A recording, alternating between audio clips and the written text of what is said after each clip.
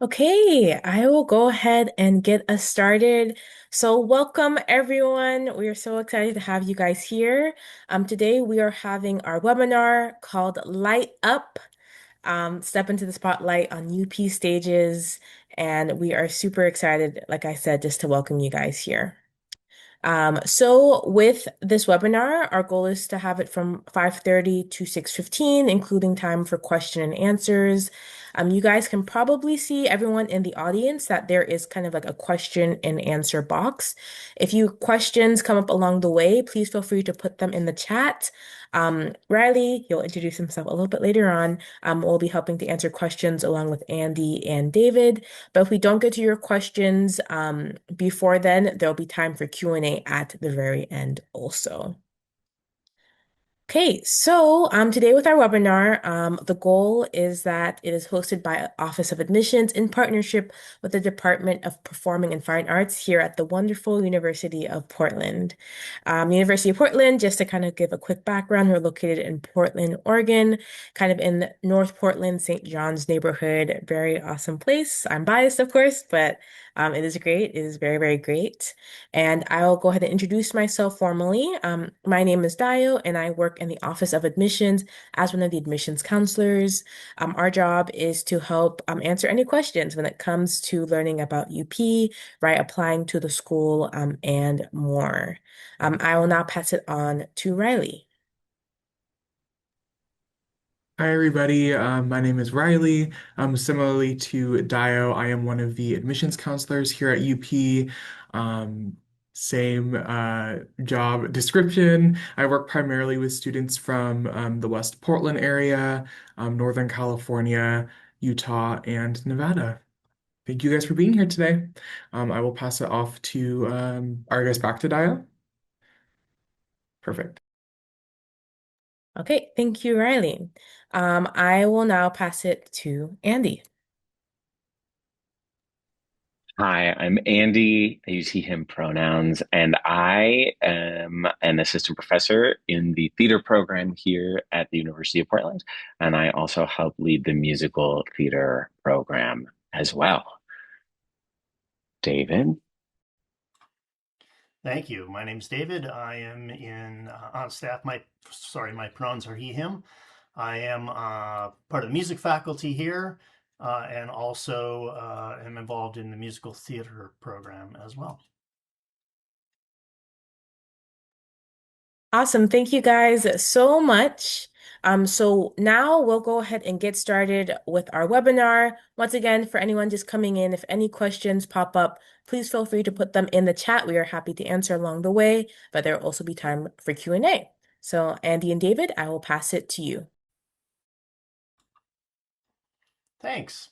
Daya, you can go ahead and go to the next slide if you would be so kind. So I just want to give you all a quick overview of this large beast we call the Performing and Fine Arts Department, which, as you can see, includes arts administration, our dance classes, fine arts, music, theater, musical theater, and we'll talk a little bit more about all of those in just a moment. But there are a couple of things I want to point you toward, and that's the last two bullet points. The fact that our classes across the department, all of our performing ensembles, all of our theatrical productions, they are open to all students regardless of majors. You do not have to be a theater major or a music major to be in these. We draw students from all over who I'm guessing, like all of you here, you were involved in the arts in high school. If you want to continue to be involved in the arts in college, we absolutely have a place for you, even if you're not thinking of being a major or a minor. The other thing I will say is that all of the faculty in the department we are all working artists out in the community, in the arts scene here, both regionally in Portland and also nationally. So we truly try to embody what we teach by actually being out there and doing it ourselves, in addition to what we do in the university. Next slide, please. So let's start with arts administration. This is one of our newer majors. It started in 2024, and we have a lot of students who have gravitated toward this. The easiest way to think about this is everything that doesn't happen on stage, and that's front of house, and it's tickets, and it's patron management, and it is logistics of the venue. It is development, which is fundraising, um, and it's mostly focused on nonprofit because most of the arts organizations that you may or run into or work for are going to be nonprofit, and that is kind of its own animal. There's a whole business side of the arts that has to be taken care of, and it needs a lot of people that know what they're doing. I mean, it's all well and good to say I am a great musician. I'm not. I'm just being facetious. But the point is, it doesn't matter how good you are if you don't have a venue, if you don't have someone selling tickets, if you don't have someone raising money, if you don't have someone, answering patron questions, then all of this is for naught. So there is an entire industry that actually makes sure that the show goes on. And for our arts administration program, you can either focus in theater or music. And part of your training is we need to make sure that you are trained in your discipline, right? The best arts administrators actually are practitioners of that art as well. They understand the artistic people, they understand the business people, and are able to kind of bring those two sides together. It's a BS degree, a Bachelor of Science degree. It is in conjunction with the business school, so there will be finance, marketing, operations classes, arts administration seminars where we bring in arts administration professionals from the area and they talk to you about this is what it's really like out there. This is what you have to know. This is what you'll be doing. It ends with an internship, which we've had people placed at Chamber of Music Northwest, Portland Opera, Oregon Symphony. The list goes on, and then your capstone experience is where you will actually step into a role as an arts administrator. I'll give you a couple examples. One on the music side. Our big concert in December is the Advent concert at St. Mary's Cathedral downtown. Over 800 people, 5 performing ensembles, a list of logistics a mile long. And last year, as our first time we did this, we actually had a student as their capstone produced that entire concert. They did everything that was not artistic. And it was a great experience for them, and the concert went really well. On the theater side, we had one of our arts administration majors essentially incorporate a nonprofit business, raise all the money, hire all the talent, and produce a musical, literally from beginning to end. What an amazing experience. And the show was great, and they learned a ton. So those are the type of things that you're going to see with the arts administration major. This major is fairly new. We just graduated our first arts administration majors this past spring, so just a couple of months ago. I can tell you that one of them has already landed a position with one of the arts groups in town. One of them is in grad school, heading to grad school on the East Coast. So they're either continuing on or they're jumping right into the industry. And these are very much ready to go to market skills, right? If you come out and you understand how front of house works, there's a place for you in the industry because we need all of those people. Let's go on, and I will turn it over to Andy. So we have a full complement of dance classes that we offer at the university. Right now, those classes are elective unless you are a musical theater major. If you're a musical theater major, you are required as part of your training to study dance. And we are developing a dance minor so that if that's something that you want to add to your degree, you can add that to your degree. But we teach classes in ballet and in tap and in jazz and modern and in contemporary dance. And all of those are taught by dancers that are working in the industry and have amazing resumes and are wonderful artists. We have brand new dance facilities that we have in the Beauchamp Recreation Center. They're beautiful. That is not just a picture on the screen of a dancer in a beautiful space that is actually our space that the dancers get to dance in.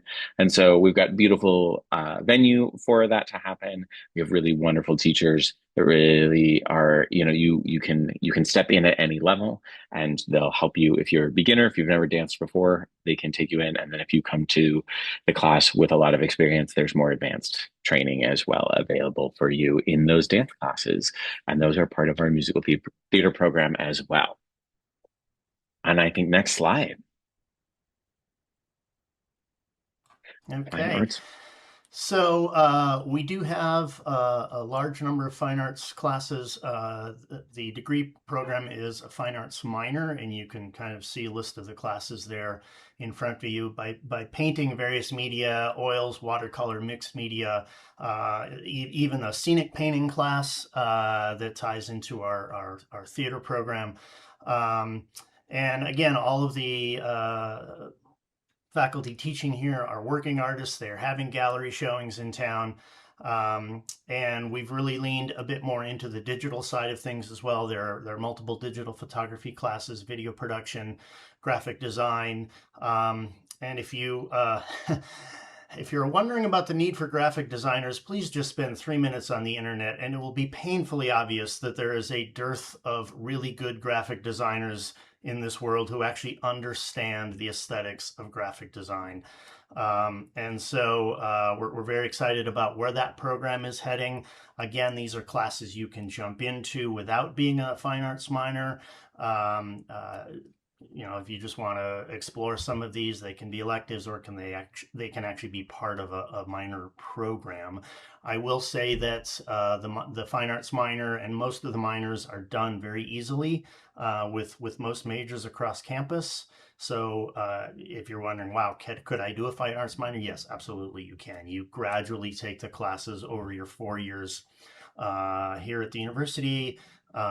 And as long as you're making steady progress, you're great. So that's how the fine arts minor fits into things. We do have a gallery. Actually, we have 2 galleries on campus. There's always a student art show every semester. So all of the work of our students is on display for everyone to see. All right, let us move on. And I think this stays with me. Yes. So our music program, we have both majors and minors. There are if you're looking at a major, there are specific emphases. We have instrumental performance and vocal performance, and that is kind of what you expect. You are learning how to be a performer with the idea that you probably are going on to grad school to get a master's, in voice or clarinet or saxophone or whatever your instrument happens to be. There is a pre-music education track, and this sets you up to move right into a 5th-year Master of Arts in Teaching. And whether that's here at UP, you can certainly do it, or you could certainly go elsewhere. But with that track, you come out in 5 years certified at the master's level. And so it is a route a lot of students are choosing. We don't have an undergrad Bachelor of Music Ed. And the reason being is that an undergrad music ed degree is generally taking 4 to 4.5 years anyway. So, our thought is, wow, just go the 5th year and now you're at the master's level and you're licensed and ready to go. So it's certainly an option. In the undergrad, you get all of the methods classes, for voice and woodwind techniques and string techniques and all of those things. There's a general emphasis, which is really designed more for folks who are double majoring. So it backs off a few of the credits with the understanding that there's another major that is out there as well. The ensembles, again, all ensembles are open to all students, regardless of major. We have 3 different choirs on campus, a jazz ensemble, orchestra, wind symphony, and then chamber ensembles. There's a jazz combo, there's a chamber choir. There are lots of small string groups, quartets that can be formed. A lot of these are student driven. We'll have students that come and say, hey, I'd love, there's enough flute players, let's make a flute choir. Great, we'll make a flute choir. And we certainly have done that in the past. So in terms of performing opportunities, it's really how much you want to perform. because they're certainly there. Um, Part of the music program, of course, is the private voice lessons, or not necessarily voice, but just the private studio voice lessons, cello lessons, whatever your instrument happens to be. Again, you don't have to be a music major or minor to take lessons on an instrument. You can do that as a non-major, and we have a lot of students that do that. In terms of what happens afterwards, we have a lot of students that go on to grad school. We have one who's went to Northern Colorado for a choral conducting master's degree, is still working at Northern Colorado. We have one who's a cathedral musician in England. We have a couple students that went on to get their doctorate. One is teaching now at Eastern Washington. We have a lot of students that teach private lessons. We have a lot of students that maybe go on to non-musical careers, but will always continue to have music in their lives, sing in civic choirs, play in civic orchestras. So there are a lot of different routes, certainly, that you can go in that regard. All right, I think I'm turning it back over to Andy. All right, so we've got one of our newest programs here is the musical theater program, and we have just launched that. So this upcoming semester is the first time that students can take this course. It was a blend of our classes that we already taught, and we were looking at what students were interested in, and we were looking at our students that were trying to take all of the classes in dance and all the classes in music and all the classes in theater. And we were like, we can make this easier for you. We can design a musical theater degree. So this is a BA in musical theater. This is not a BFA in musical theater. So it's still within the liberal arts context. And what it does is it gives you a really solid foundation in dance, in music, and in theater. And it culminates in a capstone where you are performing a role in a musical. We do a musical every year in the spring semester typically. And our upcoming musical production this year is Putnam County Spelling Bee. Last year we did The Lightning Thief, the Percy Jackson musical. The musical before that was The Prom, the musical. The musical before that was Stephen Sondheim's Company. So we do lots of different kinds of musicals. We do big musicals, we do small musicals.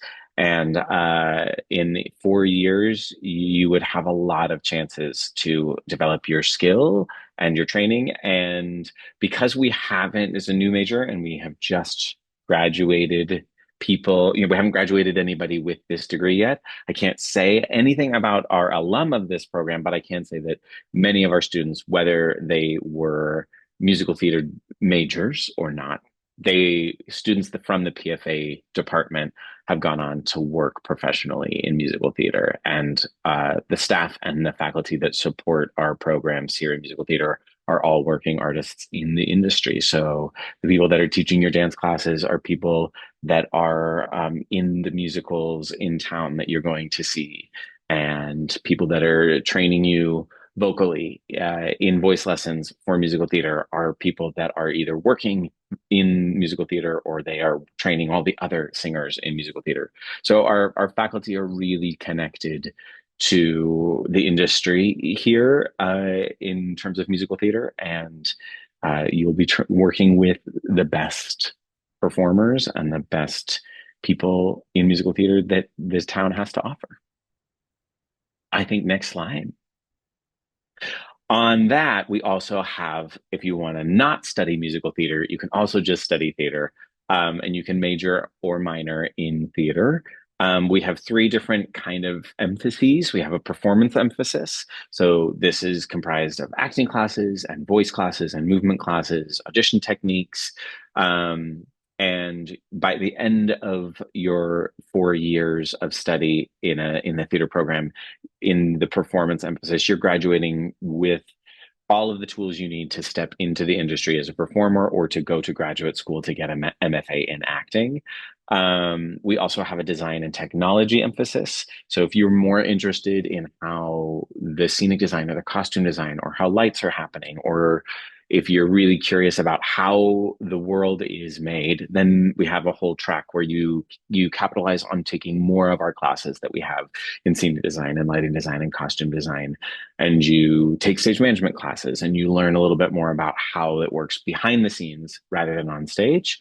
And then we also have an integrated theater emphasis. that is a combination of the two. So if you either are not sure which one you fall on, or if you are curious about many different things, or if maybe you are wanting to be able to blend both the performance side of things and the design and technical side of things into a major, because maybe you're thinking about you want to be a director, or maybe you would like to be a stage manager, or maybe you would like to be a playwright. Any one of those things falls into this integrated theater emphasis, and it's a blend, and it's not a quite build your own, but you take classes from both the performance side and the design side that work best for what your goals are. And lots of our students do that. Playwriting students often take that course so they can kind of select the most ideal classes of the theater major for them and for their future that they want. Our theater majors are very successful. I was just in New York. I got back last night from New York, and I was working there. And then I was meeting some of our alum, and one of our alumni was just on Broadway last season, and he's eager to come in and work with the students and teach an audition workshop for everybody, so they know what it's like to audition for a Broadway show. And we have students that in every year are moving on and going to graduate school for different things. We have a student that's going to graduate school in the fall for Shakespeare, to become a Shakespearean scholar and actor. We have one that is going to film school right now, getting a master's in film. We have another that's getting an MFA in acting at the University of Florida. We have another that is getting an MFA in lighting design. So our students really go on from this to go and either go study more and then continue to have careers in this, or they just step right into the industry, either here in Portland or wherever they want to go, and they just have the tools that they need to be ready for the market and step into the industry and continue to learn and grow in that way. And then a lot of our majors in theater are doing many other things too, and they're applying the lessons that they learn in theater about collaboration and about creative problem solving and about work ethic and individual artistry and all of those things. They're learning how to take all of those things and to apply them and to enhance whatever career they're in, whether that's business or communication or marketing or any number of different fields. It's fascinating to hear what our alumni are doing and how they all say across the board that their degree in theater has helped them be better at whatever job they're doing. And I think that's what I got to say about that. Again, we do 4 productions a year, and then we have a theater club that also does a whole separate run of productions that are all student driven. So what I say to many people when they're considering UP is that whereas sometimes there are schools, if they're large schools, or if they're really elite training schools, or if they're BFAs, a lot of times those programs you have to really wait and earn. You pay your dues, and you're lucky if your senior year you get a role. That's not the experience here at UP. The experience here at UP is if you are not a major, or if you are a major, or you're a minor, there's so many performance opportunities and there's so many ways to be involved that you will likely have to learn how to say no rather than rather than waiting and spending your time waiting for a chance to do the thing that you're learning how to do. For pretty much from the first semester, you are doing the thing that you are learning how to do in practice. And that's the theater major. So I will piggyback a little bit. We have the same thing on the music side that we don't when in terms of musical opportunities, it's not, oh, they're majors, they're not, therefore all the opportunities go here. Much like theater, we have majors, we have minors, we have non-majors. You're all in the same ensembles. You're all in voice lessons or whatever lessons it happens to be. It doesn't really matter. I mean, we have thrown first year students into solos and small ensembles, and whatever they are open to and want to learn. Absolutely, that's what we are here for. So I think that um, that is one of the things, as Andy said, that I think sets us apart is that you're not waiting around. I went to a very, very large state school, which shall remain unnamed, with 40,000 of my closest friends. And as a trumpet major, I knew I was never going to play in the top jazz ensemble because it was full of master's students and doctoral students, and it was just never going to happen as an undergrad, right? There were only three trumpets in the orchestra. Well, they were all masters and doctoral students as well, so I was never going to play in the orchestra, right? So I mean, these are the type of things that don't happen at the University of Portland, again, because we consider all of our students as all of the students that we're going to draw from for our performance opportunities. So I imagine that you are all considering, hopefully, University of Portland, and probably looking at some other places as well. So that is absolutely a question I would ask, encourage you all to ask. What are the performance opportunities like if I am not a major, if I am only a minor? The other question, I think, especially for those of you that have an interest in both music and theater, do the departments play well together? Because that is absolutely a thing where theater is on one side of the campus, music is on the other side. They don't talk. They don't care if students are interested in both. You're a music student. You can't go talk to the theater people. That's not the experience here. We're all in the same department. We have a musical theater degree that we collaborated on to bring to fruition.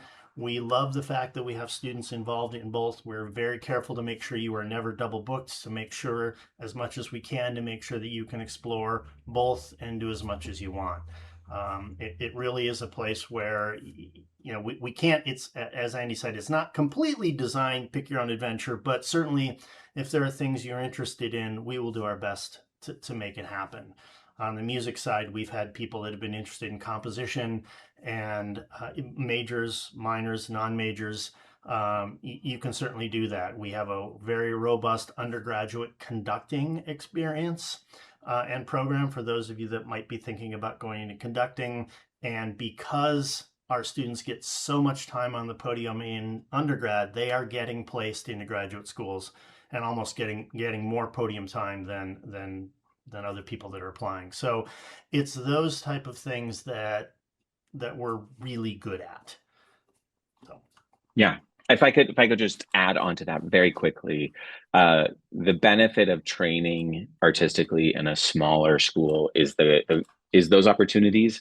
I also went to a very small school for my undergraduate, and what that allowed me to do is I had friends that were at state schools, or I had friends that were at the major conservatories, and they were lucky if they got one role on their resume by the time that they graduated, and I graduated with seven or eight roles in my on my resume, and so I just had more experience than the people that even had gone to other places because I had those opportunities. And then also the size of the programs allow the faculty to give you a quality of attention that is really rare in a larger program. So you really will be seen, you'll be heard, you'll be known, you won't be hiding in the back of the class.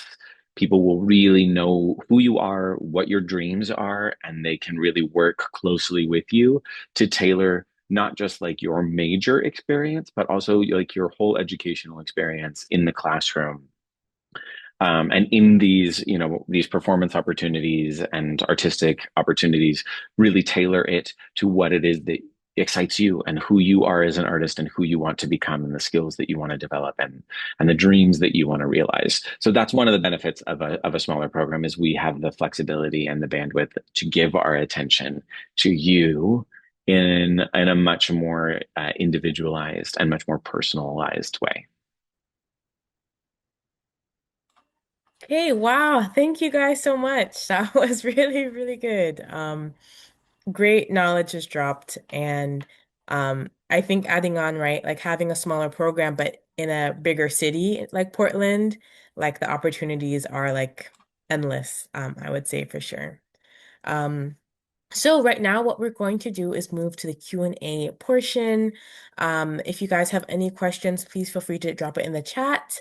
And if you guys don't have any questions, I do have some questions lined up that I would be happy to ask. Sorry, I'm not able to, let me see, not able to see the question and answer part. So if someone could let me know if there's any questions in there. We are good right now, I think, starting with some general questions that we might have. And then we have room for extra questions if anybody in the audience has any as well. Okay, perfect. Awesome. Thank you. So, first question is, let's say that I have a passion for biochemistry, but also the theater, or music. Can I double major or double minor? You absolutely can. In fact, we have a current biochem major who is also a theater major. So she would say that she has her practical degree, which is her biochem degree, and then she has her passion degree, where she's getting to continue to learn the thing that she loves doing, and the thing that sometimes she would say lets her like feel like a human and grounded, so that she can go back into her practical major and do all of those things, and she's loving both. I don't think that she would regret either of the majors. So we really work hard to make sure that people can maximize their education here at UP, and we try our best to make it so that people don't have to choose. Obviously, there's a point where we do have to choose, and like, if you're like, I want to be eight different majors at some point, unless you're going to stay here for 20 years, you're going to have to like make some choices. But we work really hard to make sure that like if you've got multiple streams of curiosity, that you can follow them all as meaningfully as you can, and as meaningfully as we can possibly make it for you. So we love double majors. We think it makes that better artists, and it makes people better humans to be multi-curious. Awesome. Okay. Hey, awesome. Thank you so much. Um, Next question is, if someone has never auditioned before, if they're like, "Ooh, I like theater, I like music, but I don't know," what would you recommend for them? Do you think they can still join? What are your thoughts? We have a lot of first time people that come and join us. I would say the best thing to do is to reach out and let us know, and we can have a conversation with you that helps set you up for the best audition that you can possibly do. And we take take your experience level into consideration, not just for like your skill, but also for your potential. So we're here to meet you where you are at, and to train you where you are at. And you don't have to already be brilliant at the thing that you're learning how to do in order to participate and to learn.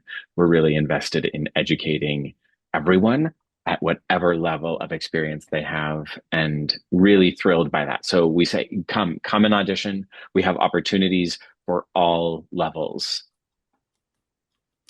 And I would agree with everything that Andy just said, and it's very similar on the music side.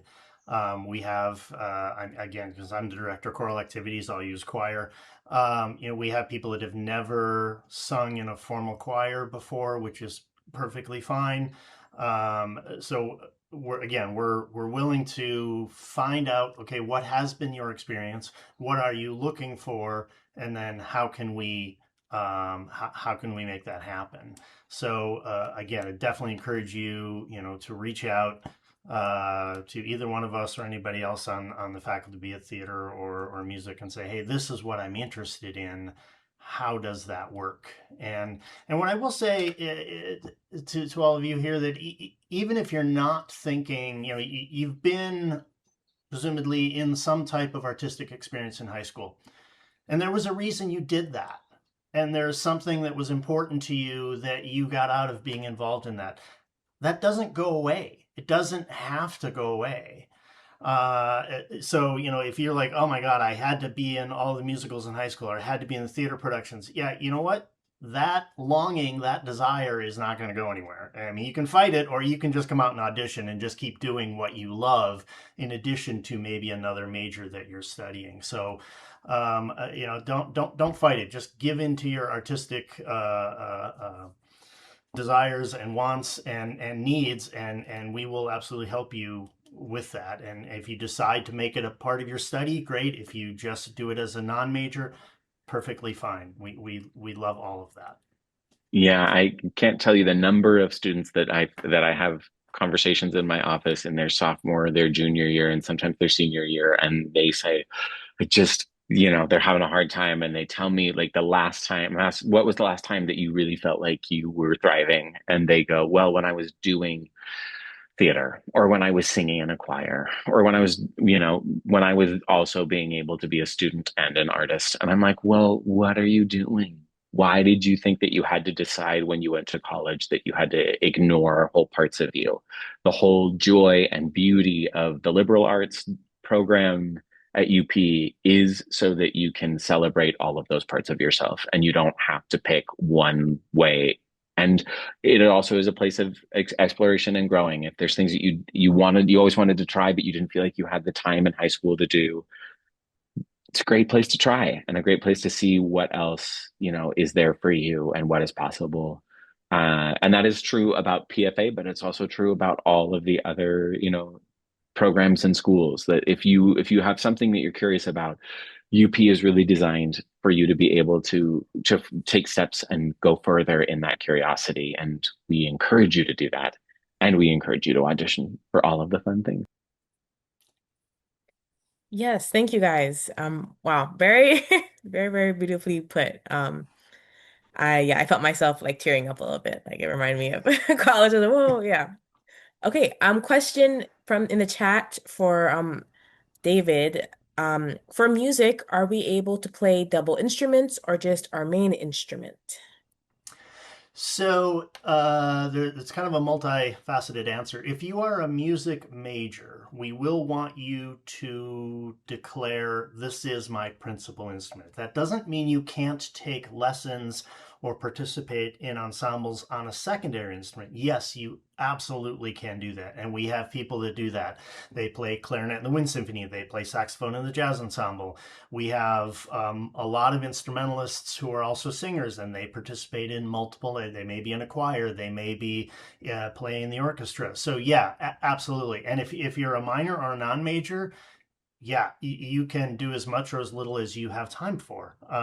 So yeah, that is not a problem. The only thing we do ask again, if you are a music major, that you at least pick one as this is your primary, and that is the one you would take lessons on every semester. And that's probably when it comes time for a capstone, that's probably the instrument that you would be either doing a recital or a lecture recital or something on. So there's a lead, but lots of flexibility to do other things as well.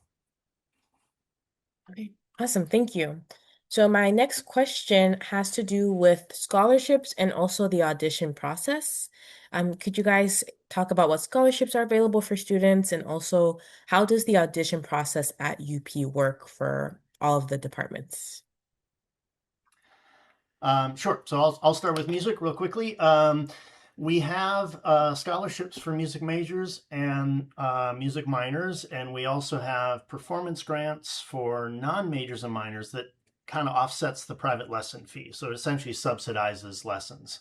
All of those are awarded through audition. So we do need to hear you on your instrument or on your voice. Those usually happen in the spring of the, before you would enter. So if you're looking at entering in fall of 27, then early in the year in 2027, January, February, you either come to campus and audition or you send us a video and audition, and that's how we would award those scholarships.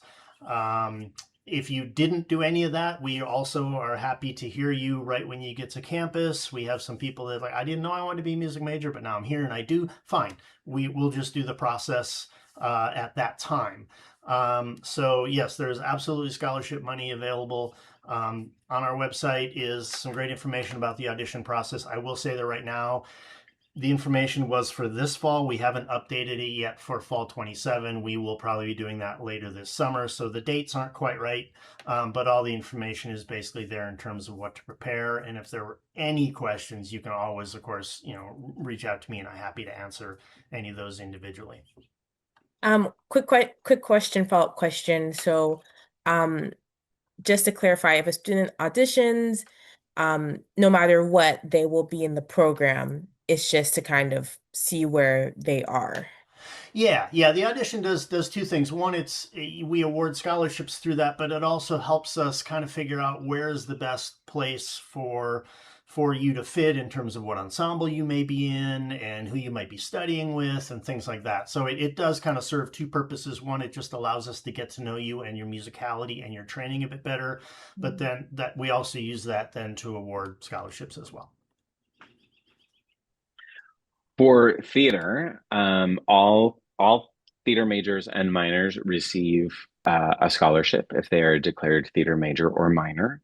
Minors receive half of what a major does, and that increases every year that you're a major. So if you start as a first year, your second year that scholarship increases, and it increases every year until you're a senior.